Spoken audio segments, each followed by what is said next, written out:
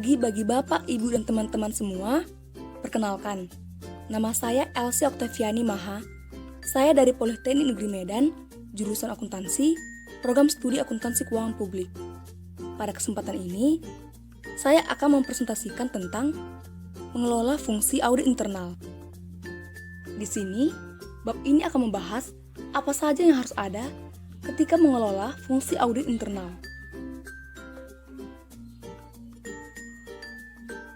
Fungsi audit internal dalam struktur organisasi. Jadi, di mana fungsi audit internal harus ditempatkan dalam struktur organisasi. Apakah itu perusahaan seperti BUMN, BUMD, swasta, ataupun perusahaan terbuka, atau lembaga pemerintahan, rumah sakit, atau organisasi pada umumnya. Fungsi audit internal ditempatkan dalam deretan direksi atau senior management level, di mana FAI mempunyai fungsi yang terlihat nyata, otoritas, dan tanggung jawab untuk mengevaluasi secara independen penilaian yang dilakukan manajemen terhadap sistem pengendalian internal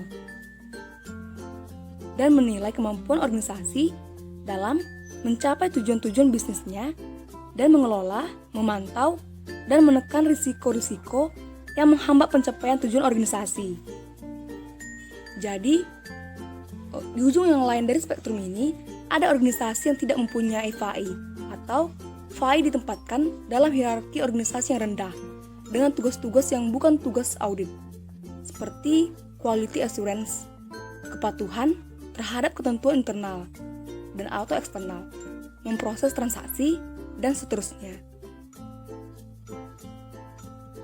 Selanjutnya, internal audit charter, atau piagam audit internal. Syarat penting yang harus dipenuhi oleh seorang CAI adalah membuat piagam. Hal ini ditetapkan dalam standar 1000. Tujuan, otoritas, dan tanggung jawab. Jadi, tujuan, otoritas, atau kewenangan dan tanggung jawab kegiatan audit internal harus secara formal ditetapkan dalam suatu piagam audit internal, sejalan dengan misi audit internal dan unsur-unsur yang diwajibkan dalam kerangka praktik-praktik profesional internasional seperti prinsip-prinsip utama untuk praktik profesional audit internal, kode etik, standar, dan definisi audit internal. Secara berkala, CAI harus menelaah piagam audit internal dan menyampaikannya ke direksi dan dekom untuk mendapat persetujuan. Interpretasi. Piagam audit internal adalah dokumen formal yang menetapkan tujuan, kewenangan, dan tanggung jawab kegiatan audit internal.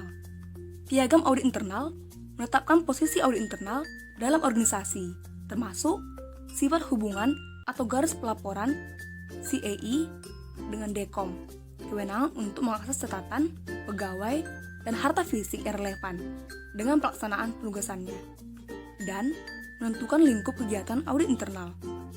Persetujuan akhir atas piagam audit internal ada di tangan dekom. Selanjutnya, model piagam untuk kegiatan audit internal yang dibuat oleh IEA.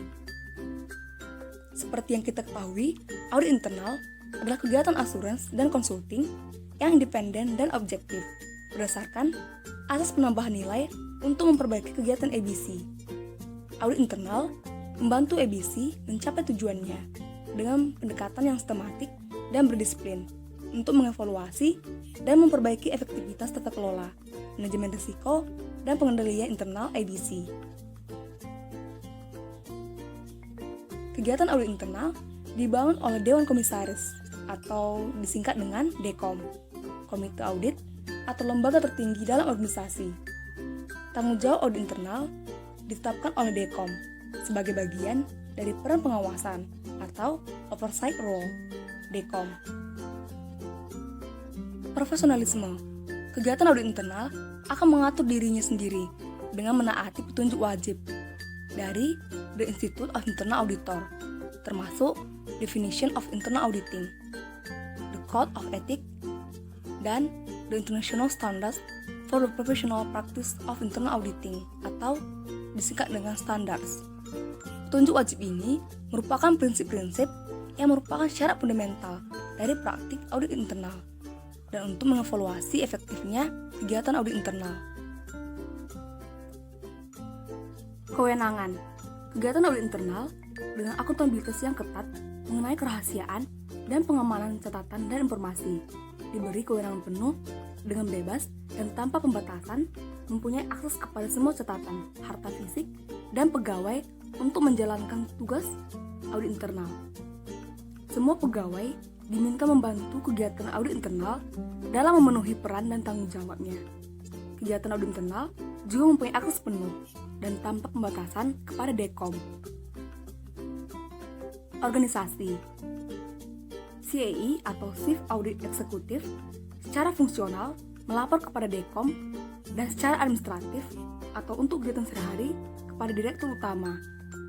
DECOM akan menyetujui piagam audit internal, menyetujui rencana audit berbasis risiko, menyetujui anggaran dan rencana sumber daya audit internal, menerima komunikasi dari CAE tentang kinerja audit internal dan hal-hal lain, menyetujui putusan-putusan tentang pengangkatan dan pemberhentian CAE, menyetujui gaji dan imbalan CAE, dan menanyakan kepada manajemen dan CAE apakah ada pembatasan lingkup kerja atau sumber daya.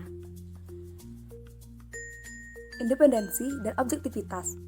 Kegiatan audit internal akan bebas dari campur tangan siapapun dalam organisasi, termasuk pemilihan mengenai apa yang diperiksa, lingkup, prosedur, frekuensi, penetapan waktu pemeriksaan, atau isi laporan untuk mempertahankan sikap independen dan objektif.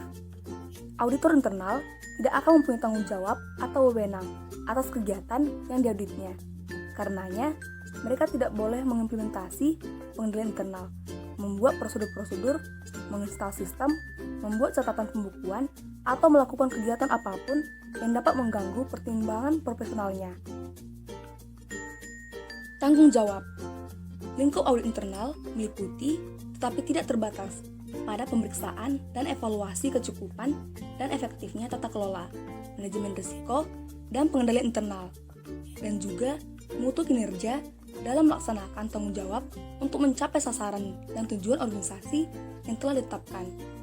Adapun tanggung jawab itu seperti mengevaluasi paparan risiko yang berkenaan dengan pencapaian tujuan strategis organisasi, mengevaluasi tingkat kepercayaan dan integritas informasi dan cara-cara yang digunakan untuk mengidentifikasi, mengukur, mengklasifikasi, dan melaporkan informasi tersebut, mengevaluasi efektif dan efisiensi penggunaan sumber daya, juga mengevaluasi kegiatan-kegiatan khusus yang diminta DECOM atau direksi.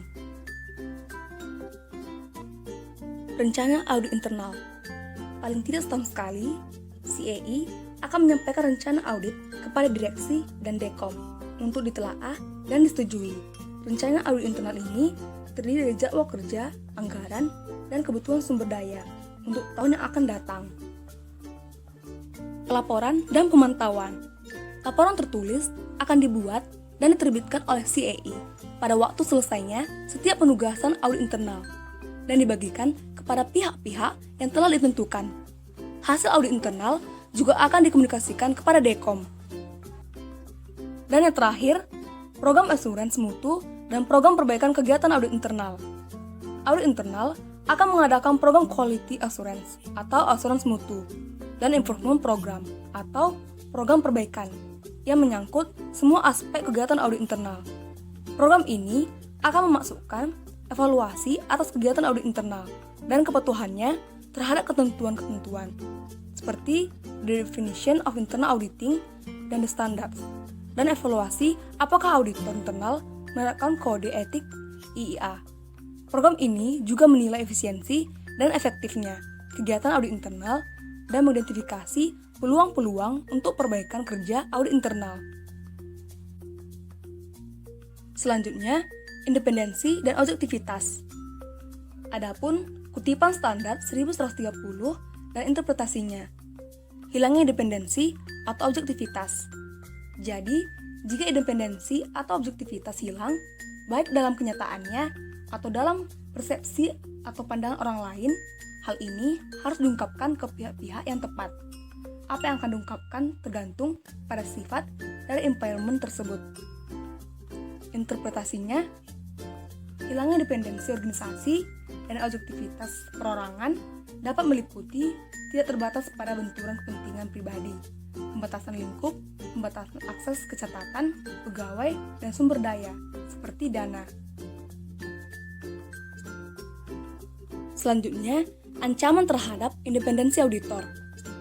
Di dalam dunia profesi akuntan akan selalu dihadapkan oleh suatu kondisi di mana terdapat benturan kepentingan antara akuntan dan pelaku bisnis yang menggunakan jasa akuntan publik.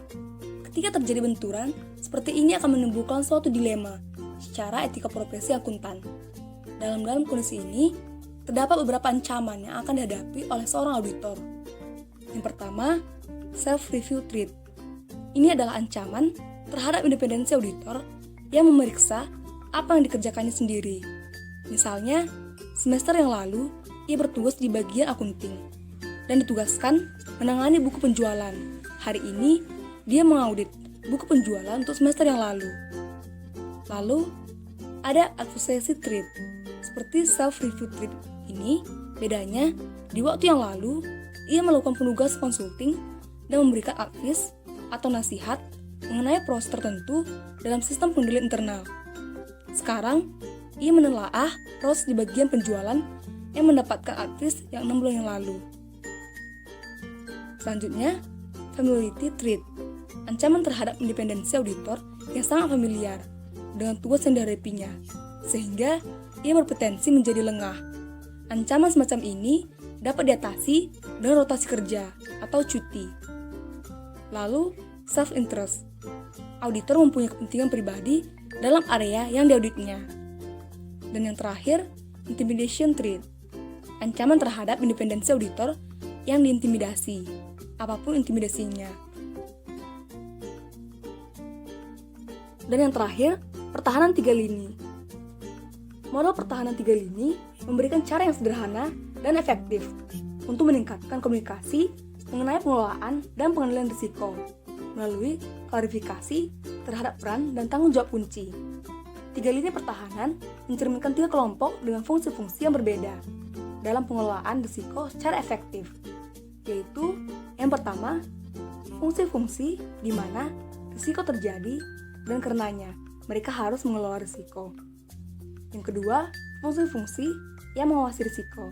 Dan yang ketiga, fungsi-fungsi yang memberikan independent assurance, yakni fungsi audit internal. Dari pembagian fungsi tersebut, kita dapat melihat secara alamiah ada 3 lini pertahanan. Lini pertahanan pertama adalah manajemen kontrol, termasuk pengendalian internal. Lini pertahanan kedua terdiri dari berbagai fungsi pengawasan atau oversight atas pengendalian risiko atau risk control dan kepatuhan atau compliance yang dibuat oleh manajemen. Lini pertahanan ketiga adalah independent assurance yang merupakan wilayah kegiatan audit internal. Seperti bagian model 3 lini pertahanan yang tampak pada tabel tersebut. Lini pertahanan pertama, manajemen operasional. Pada lini pertahanan pertama, para manajer operasional yang terutama berurusan dengan risiko, dan karenanya mereka yang harus mengelola risiko tersebut. Mereka juga bertanggung jawab untuk mengimplementasikan tindakan-tindakan perbaikan atas kelemahan-kelemahan dalam proses bisnis dan pengendaliannya. Lini pertahanan kedua, fungsi manajemen risiko dan fungsi kepatuhan. Secara spesifik, fungsi-fungsi dalam lini pertahanan kedua bisa berbeda dari satu organisasi ke organisasi yang lain, juga berbeda untuk industri yang berlainan.